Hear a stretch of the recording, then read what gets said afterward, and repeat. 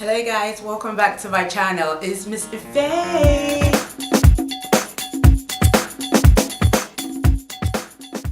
Okay, so this vlog is really a continuation of the getting into the medical school series I started. And basically this vlog is going to be about preparation for the GEMP interview. Either as a foreign or home student, there are a few pointers. Once you write the exams, the result come out either that day or the next day. But most of the time the result comes out that day. It's all MCQ. So 60 questions and 60 questions in all the parts except the biochemistry / molecular biology, which gets about 120 questions.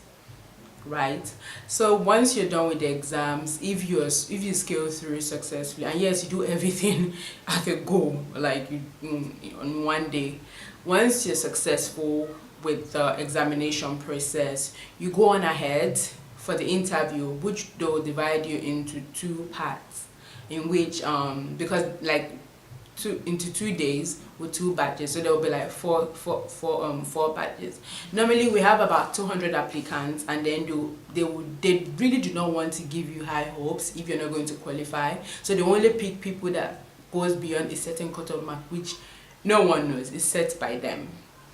Anyways, once you go on and pass the exams, the interview, really they just want to know you, so you have to dress nice. I mean, bring your A game. Make sure your hair is not scruffy. Make sure you're not over the top there. When your sponsorship letter, like I stated in the other vlog, state clearly that your sponsor, whether an individual or an organization, is ready to fully fund your education and whatever costs that come with it, and they will be held liable and responsible for the cost of your degree. If your letter doesn't say that, your chances of going through are really slim. Then also you'd make sure to dress up sharp, not too bright colors, not to to be safe. Guys, stick with white and black, really. Ladies, do not get all fanciful. I mean, you don't know the sort of people you're going to meet. It's unfortunate, but you will really be judged on your appearance as well. So you try to cover up any tattoos you have. I mean, it's sad, but really, as a society we are in, cover up any tattoos whatsoever you have. I remember I went with in a dress, in a flower pattern dress, not too brightly colored. I remember it was not too brightly colored, and then this one of the ladies, the very nice woman, she goes, I really want you to get in. So she gave me a black jacket, cause she's like one of the ladies in there really doesn't fancy, they don't really fancy ladies that wear like armless dresses or what's not. So I mean, to me, I don't see the big deal in wearing an armless dress, because I just thought, well, I mean, I'm very well covered. It was, neck was like, I was proper covered, round neck and all of that. But there's someone on the panel who didn't fancy wearing sleeveless dresses, so she gave me a jacket, and then that's about it, really. So really, your image is you're really going to project an image, and they'll ask you questions about the Lassa fever outbreak in Nigeria, and they wanted to know what I knew. Luckily for me, I was one of the few people that attended to Lassa, one of the few cases we had at the state hospital Accra then when I was in my youth service. So I had we're educated about Lassa fever because we had outbreak, we had a few cases in the States, and we had to attend to them. So I was educated, I was quite informed, I was able to say a thing or two. Then they asked me a political question. Trust me, I may not be the most political person, but as a doctor, it's very good to be well-rounded. So yeah, I was asked, I think I was asked about President Buhari, and I was asked why the Nigerians call him a slow president. And irrespective of my political views, which to be fair, I really do not have any, I like to believe what the Bible says, pray for those in authority, and that's exactly what I do. If you've been elected, then the only option that is left for me is to pray for you. So, but you have to, show some patriotism.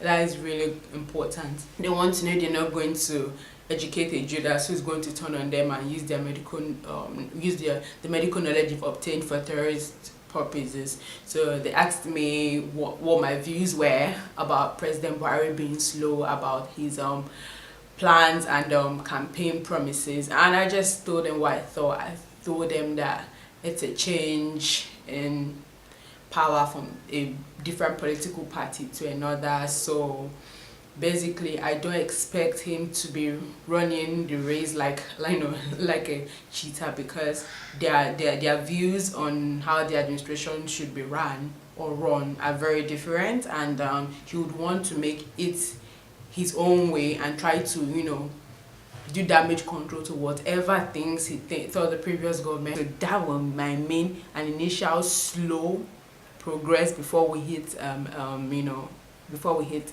a very accelerated phase before going into the lag phase and all of that. I've turned this medical, the growth curve. Yeah, I literally used the growth curve to approach it and all of that. I just told them what I felt like. I didn't have to shit on our former president Jonathan. Did I have to shit on our current President Buhari? So yeah, basically that was how my interview went. Then after the 2 days of interview, they would then post the names of the successful candidates the next day after the interview. So if you qualify, woo, hooray for you, means you're already a student of the University of Ghana. Your admission letter should come within a week.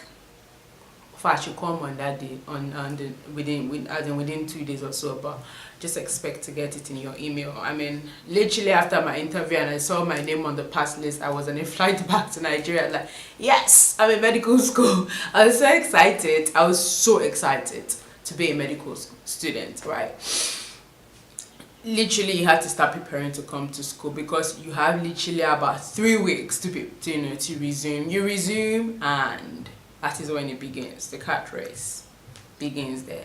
So typically there are like 60 students that would be taken into the program, of which home students take like 95%, like I said before. Like home students that are admitted will be like 45, while the international students will be 15. So basically, if you're a foreign student and you do not want to contend with all the many people that will be applying, I mean, I advise you to just apply as an international student. But there are criteria before an home student, because you would have to pay foreign tuition fee, which is twice the amount of that of the home student. Also, the number of applicants that will be applying will be about 200, 250 to 300, and they will just be picking 60 people maximum. So you really want to choose wisely. As a foreign student, you really have no choice. You're going to, all of you, the number of foreign students to be about 50 to 75 maximum. All of you are vying for 15 spots.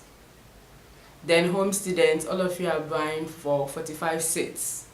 So really the competition is stiff, and trust me, it's the best of the best you find there competing with you. And really, I just feel like it's not about how good you are. Really, it's an exam, and you know how exam is. Exam really is a bitch, basically. So yeah, it's really, I feel like it's a lot of hard work and the grace of God to cushion it. That is basically all I can say about getting into the GEMP program at the University of Ghana. Stay peeled to my channel, because I'll be rolling out another video on how to get into the GEMP program as a home student, applying as a Ghanaian, how to get into the traditional stream of medical school, that's a 6-year program, applying as an undergraduate, yeah, straight from high school, as an international student, and a different one as a home student. So you need to stay tuned to this channel. Recommend it to a friend or two who is looking for a very good education in medicine. I can't believe I'm marketing my uni, but I'm a sucker for going to the best universities. So whatever university I've attended, do not forget to like the video, subscribe if you haven't subscribed, share the video with your friends, and comment if you have any questions or if you have any contributions. I will be really happy to hear back from you.